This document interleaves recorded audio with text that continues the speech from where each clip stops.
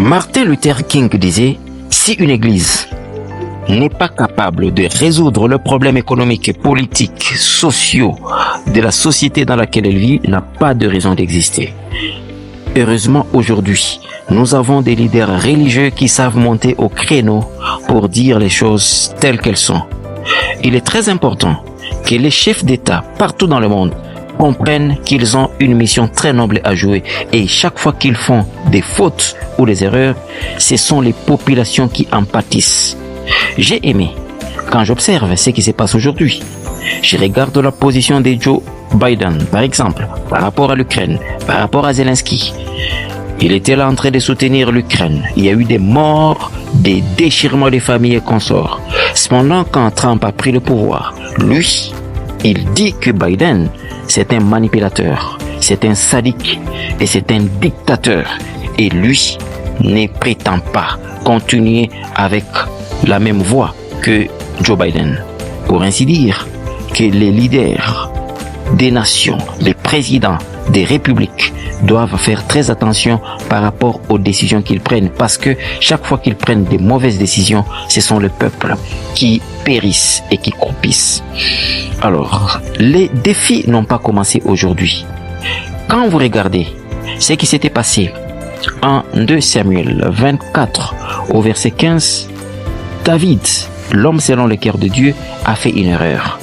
Il a procédé par les dénombrements pour lesquels Dieu ne lui avait rien dit. Et Dieu était mécontent de sa décision.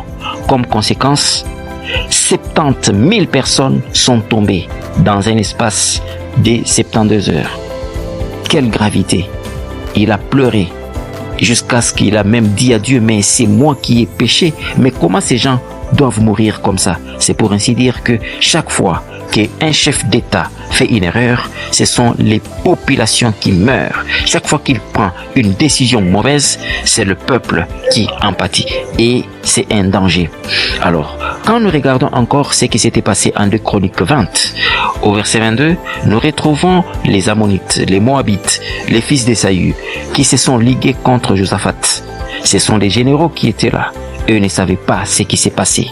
On les a entraînés dans une guerre qu'ils ne maîtrisaient pas. Et quand ils étaient sur le lieu de bataille, un ange est descendu pour les exterminer, du premier au dernier. Et personne n'est resté. Et quand Josaphat est arrivé, c'était juste pour ramasser les butins. Eux ne savaient pas ce qui s'est passé exactement. Pourquoi? Parce que quand les leaders prennent des mauvaises décisions, ce sont les éléments de la nation qui périssent et qui disparaissent. Quand nous lisons 2 Chroniques 32 au verset 20, nous retrouvons Santérib. Santérib, le roi d'Assyrie, à un certain moment, qui faisait la guerre contre Ézéchias. Ézéchias avait à ses côtés le prophète Ésaïe. Qu'est-ce qui s'est passé? Lors de cette attaque, Ézéchias a fait la prière, accompagné du prophète de l'Éternel, et un ange est descendu. L'ange a tué tous les officiers de Santérib et non seulement a tué tous les officiers, et lui-même, quand il devait rentrer chez lui, étant confondu, ses propres enfants se sont chargés de lui, il était mort. Alors il faudra faire très attention quand on est élevé au niveau des nations. Et surtout quand on prend de mauvaises résolutions, ça retombe sur la nation tout entière.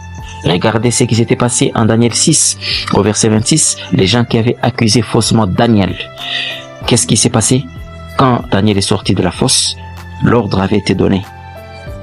Tous ceux-là qui l'avaient accusé, leurs épouses ainsi que leurs enfants, les membres de leur famille, ont été jetés dans la fosse au lion.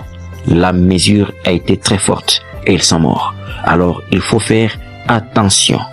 Quand on est chef au niveau d'un État, on doit faire très attention par rapport à toutes les décisions que l'on prend, parce qu'il y a des retombées graves et des retours. C'est votre serviteur Ben Alekitenge. Merci et à la prochaine.